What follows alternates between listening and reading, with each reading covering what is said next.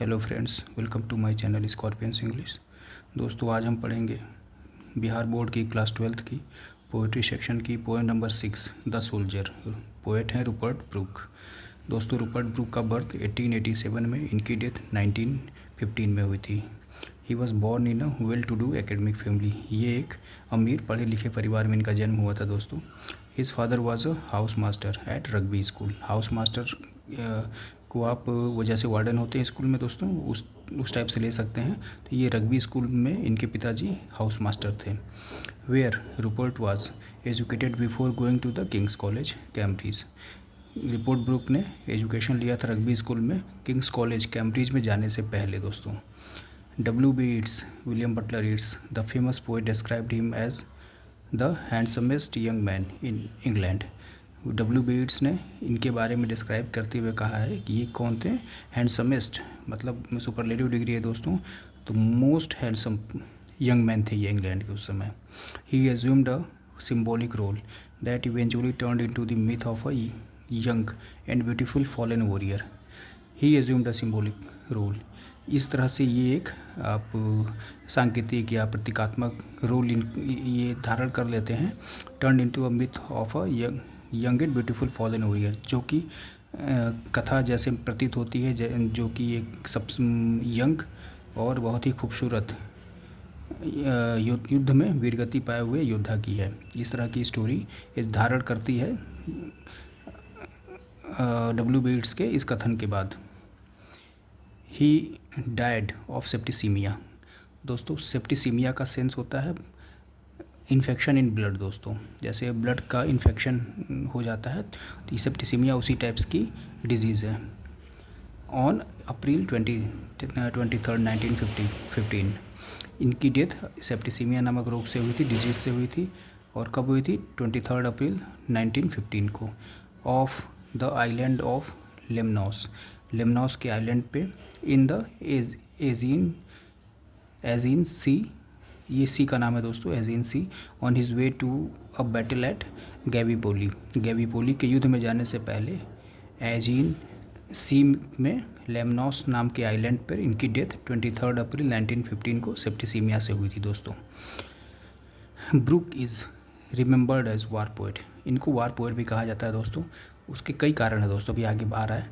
Who inspired patriotism in the early phase of the first world war. 1915 में इनकी death हुई थी दोस्तों। और फर्स्ट वर्ल्ड वार का टाइम 1914 टू 1918 है। तो ये जो फर्स्ट फेज़ था वर्ल्ड वार फर्स्ट का, उसमें इन्होंने पेट्रियटिज़म देशभक्ति को काफ़ी ज़्यादा इंस्पायर्ड किया था। मतलब लोगों को मोटिवेट किया देशभक्ति के लिए, बहुत सारी चीज़ें की। तो इनका इम्पैक्ट फर्स्ट फेज़ जो वर्ल्ड वार का फर्स्ट फेज़ था उसमें काफ़ी ज़्यादा था। His reputation chiefly rests on the 5 war sonnets of which the soldier is undoubtedly the best and the most एंथोलॉजिस्ट। इनका रेपुटेशन जो इनके 5 स्पेशल जो वार सनेट्स हैं उनके वजह से रहा है दोस्तों। और उसमें द सोल्जर को अनडाउटेडली मतलब इसको बिना किसी संकोच के, बिना किसी डाउट के, बिना किसी संदेह के हम कह सकते हैं कि ये पोएम बेस्ट रही है और सबसे अच्छी तरीके से ये संकलित भी की गई है दोस्तों। अब पोएम को देखते हैं दोस्तों। पोएम में कहते हैं Rupert Brooke, if I should die think only this of me.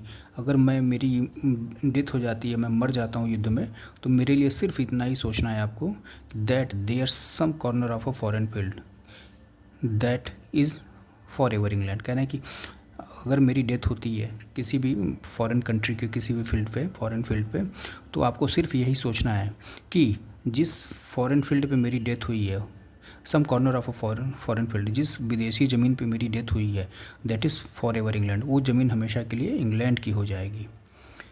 There shall be in that rich earth a richer dust concealed. कह रहे हैं कि वो ज़मीन तो रिच होगी ही, जिससे जहाँ पे मेरी डेथ होगी वो ज़मीन अपने आप में रिच होगी।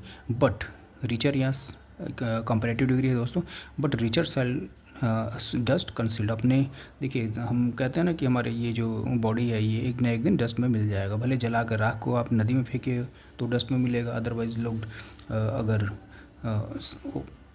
अगर समाधि बनाते दोस्तों तो भी एक ना एक दिन सड़ के गल के जो है ज़मीन में ही, मिट्टी में ही मिल जाता है। तो वही कह रहे हैं कि मेरी मृत्यु तो एक रिच अर्थ पे होगी, मतलब एक जिस ज़मीन पे होगी वो तो रिच अपने आप में होगी ही, बट उस ज़मीन के नीचे जो डस्ट, जो बॉडी दफन होगी, जो छिपी हुई होगी, वो उससे कहीं ज़्यादा रिच होगी। मतलब इंग्लैंड की मिट्टी ज़्यादा रिच है, ये कहना चाह रहे हैं दोस्तों। और डस्ट होम इंग्लैंड बोर्ड, ऐसी मिट्टी, ऐसी बॉडी जिसको इंग्लैंड ने जन्म दिया, सेव्ड इंग्लैंड ने उसको आकार दिया, मेड अवेयर जिसको इंग्लैंड ने जागरूक किया, gave once her flowers to love जिसको इंग्लैंड ने अपनी प्रकृति दी ताकि उसके साथ वो प्यार कर सके, उसके साथ वो समय व्यतीत कर सके, her ways to roam England ने उसको रास्ते दिए जहाँ पे वो अपने फ्री होके चल सके, घूम सके।